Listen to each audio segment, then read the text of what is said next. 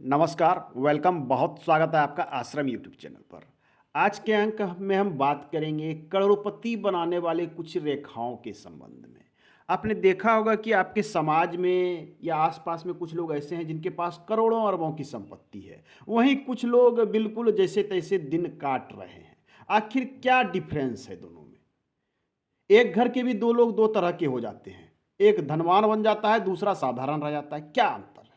देखिए, हथेली हमारी महत्वपूर्ण सामुद्रिक शास्त्र कहता है सबसे पहला चिन्ह जाने। हम 4 से 5 चिन्हों की विषय में, केवल 4 से 5 चिन्ह, कॉमन चिन्हों की बात करेंगे, जिसमें से पहला एक सिंबल की बात करें। आपकी हथेली ये इस प्रकार से आपकी हथेली है। जिस भी व्यक्ति की हथेली नर्म एवं मोटी गद्देदार होती है, फिर से सुन लें, पहला पॉइंट यही है। जिस भी व्यक्ति की हथेली नर्म, ये पूरा सॉफ्ट और मोटी गद्देदार होती है, वैसे व्यक्ति अपने जीवन में धन और सम्मान अवश्य पाते हैं। आप किसी भी धनवान व्यक्ति की हथेली को एक बार अवश्य देख लें। आप पाएंगे कि उनकी हथेली जो है, एक तो रंगत आपको पिंक मिलेगी, गुलाबी कलर की। दूसरी, उनकी हथेली काफ़ी सॉफ्ट मिलेगी, गद्देदार मिलेगी। सॉफ्ट करने का मतलब नरम मिलेगी और गद्देदार, कड़ा नहीं मिलेगा। यदि किसी जातक की हथेली पतली है, कड़ी है, इसका अर्थ है कि जीवन में बहुत संघर्ष करना पड़ेगा उन्हें, तब जाके कुछ प्राप्त होगा, वो भी बहुत कम।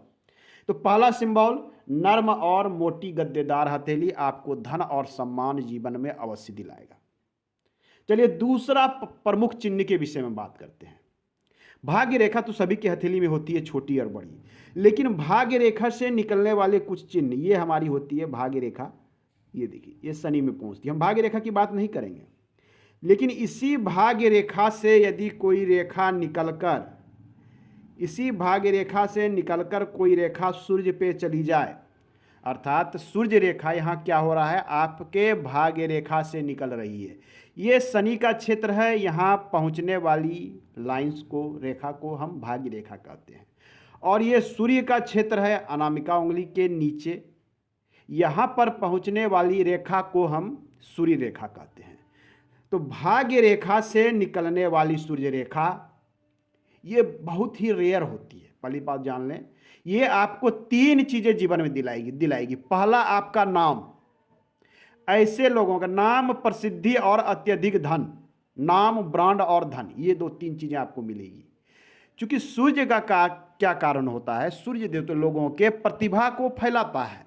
आपके अंदर में जो भी गुण है, चाहे व्यवसाय के गुण हो, नौकरी के गुण हो, किसी क्षेत्र के गुण हो, चाहे नृत्य संगीत गायन वादन के ही गुण क्यों ना हो, या किसी विशेष क्षेत्र में आपका गुण हो, चाहे वो कृषि का क्षेत्र ही क्यों ना हो, किसी न किसी क्षेत्र में इनकी जो है उपलब्धि बहुत बड़ी होती है, या व्यवसाय के क्षेत्र में उपलब्धि बड़ी होती है। तो आपके कार्य क्षेत्र को क्या करता है, वो चारों तरफ उसके प्रतिभा को फैला देता है। जिस प्रकार से सूर्य की किरणें चारों तरफ ऊर्जा और प्रकाश फैलाती है, ठीक उसी प्रकार से आपके वर्क को, आपके नाम को, आपके सम्मान को, आपके प्रसिद्धि को, आपके जो भी वर्क हैं, चारों तरफ फैला देता है। और ऐसे जातक एक ब्रांड बन जाते हैं।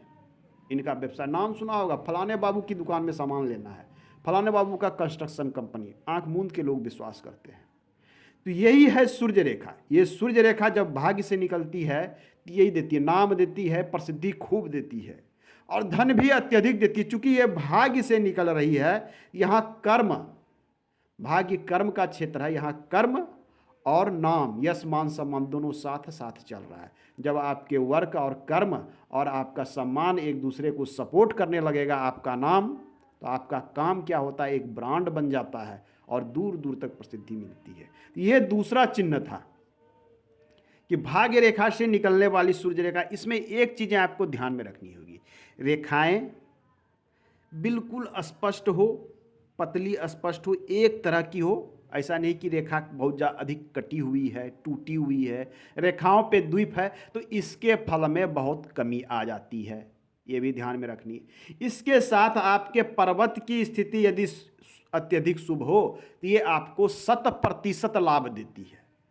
पर्वत बहुत महत्वपूर्ण हो जाता है। मैंने पहले ही कहा कि पहली बात क्या है कि आपकी हथेली गद्देदार होना। जितने भी माउंट्स हैं, ये जितने पर्वत हैं, ये सभी गद्देदार होनी चाहिए, उभार लिए हुए होने चाहिए, नर्म होनी चाहिए। तो आपको जीवन में क्या होता है कि धन और यश दोनों प्राप्ति होती है। ये दूसरा चिन्ह था। आइए हम तीसरा महत्वपूर्ण चिन्ह के विषय में बात करते हैं। मैं थोड़ा सा इस चिन्ह को क्लियर कर लेता हूं। तो तीसरी जो महत्वपूर्ण, वो भी एक कॉमन रेखा है। वो भी जो मैं तीसरी रेखा की बात करूंगा वो भी एक कॉमन रेखा, मैं किसी नई रेखा की बात नहीं करूंगा। हाँ, आपके और हमारे हथेली में वो चिन्ह नहीं मिलता। आप किसी भी बड़े व्यवसायी के हथेली में ये चिन्ह मिलेगा। वो चिन्ह क्या होता है? जीवन रेखा से बुध रेखा तक, बुध तक एक रेखा आपकी, या तो लाइफ लाइन से या फिर ये भाग्य रेखा से एक रेखा, ये इस प्रकार से ये रेखा यदि क्लियर साफ सुथरी है तो ये रेखा आप देख लें। आपके यहाँ जो भी बड़े व्यवसायी हैं, जिससे भी आपको संपर्क है, एक बार उनकी हथेली को देखें।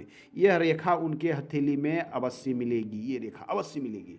सबों की हथेली में ये रेखा नहीं मिलती है, या आम लोगों की हथेली में ये रेखा होगी भी तो रेखा टूटी हुई होगी, स्पष्ट नहीं होगी। रेखाओं पर जाल होगा, रेखाओं पे कट होगा, द्वीप होगा, ये रेखाएं क्लियर नहीं होगी। यदि ये रेखा क्लियर है तो ऐसे जातक को व्यापार में अत्यधिक सफलता मिलती है। धन प्रबंधन की रेखा भी इसे कहते हैं। व्यापार में बहुत अधिक सफलता मिलती है। ये व्यक्ति की सोचने की क्षमता बदल देती है। इनकी जो सोच होती है वो आम लोगों के सोच से अलग होती है। ये है बुध पर्वत। बुध पर्वत भी यदि साथ में उभार लिया हुआ हो तो देखिए, व्यापार प्रबंधन, दूसरा ज्ञान, तीसरा सोचने की क्षमता और पूर्वानुमान लगाने की क्षमता। व्यवसाय में तो यही एक गुण होता है। यदि आपने पूर्वानुमान अनुमान लगा लिया तो आपको लाभ हो गया। लोगों के साथ सामंजस्य बनाने की क्षमता। इनकी बात करने की शैली ऐसी होती है कि लोग इनके बातों में आ जाते हैं और इनके साथ डील कर लेते हैं व्यवसाय में, जिनके कारण इनका व्यवसाय चमक जाता है। मैनेजमेंट बहुत अच्छा होता है, लोगों से किस प्रकार से वर्क लेना है कोई इनसे सीखे। तो ये सब चीजें हैं जो जातक को सफल बनाती। ये हमारा था तीसरा चिन्ह। ये तीन चिन्ह महत्वपूर्ण है, आपको सभी जातक के हथेली में नहीं मिलेगी। अब आइए एक और रेयर चिन्ह की बात करते हैं। ये तो चिन्ह आपको कहीं ना कहीं देखने को मिल जाएगा। जो चिन्ह आपको नहीं मिलेगा देखने का, हम उनकी बात करते हैं। चलिए, मैंने इसे थोड़ा साफ कर लिया। आपकी हथेली में ये रेखा क्या होती है, जिससे हम हृदय रेखा कहते हैं। ये रेखा होती है हृदय रेखा, शनि या बृहस्पति तक जाती है। मैं हृदय रेखा की बात नहीं कर रहा हूं, इस रेखा की बात कर रहा हूं जिसे धन प्रबंधन की रेखा कहती है। आपके हृदय रेखा के पैरेलल यदि एक रेखा इस प्रकार से दिखती हो, ये इस प्रकार से, इस रेखा को धन प्रबंधन की रेखा कहते हैं। ये रेखा बहुत ही रेयर है, बहुत कम लोगों के हथेली में मिलती है। जिनके भी हथेली में मिलेगी वो आदमी करोड़पति नहीं, अरबपति अवश्य होगा। बड़े बड़े व्यवसायी अवश्य होंगे उनके, क्योंकि इनकी मैनेजमेंट क्षमता इतनी मजबूत होती है। मनी मैनेजमेंट बहुत ही अच्छा है। इनका एक टीम होता है, ये लोग अकेले वर्क नहीं करते, ये टीम में वर्क करते हैं। अच्छे अच्छे लोगों को अपने टीम में शामिल रखते हैं और स्वयं स्वयं आराम से रहते हैं। इनकी टीम वर्क करती है और इनके पास धन आता है। तो ये बड़े बड़े जो इंडस्ट्रीज होते हैं जो कि बैठ के वर्क करते हैं, लोगों की टीम बना के उनसे वर्क कराते हैं, उस प्रकार के जातक की हथेली में ये आपको रेखा मिलेगी, जिसे प्रबंधन की रेखा कहती है। ये यदि किसी हथेली में है तो इतना तो तय है कि ऐसे जातक साधारण व्यक्ति तो नहीं हो सकते, बिल्कुल नहीं हो सकते। तो ये थी हमारी आज के अंक में चौथी।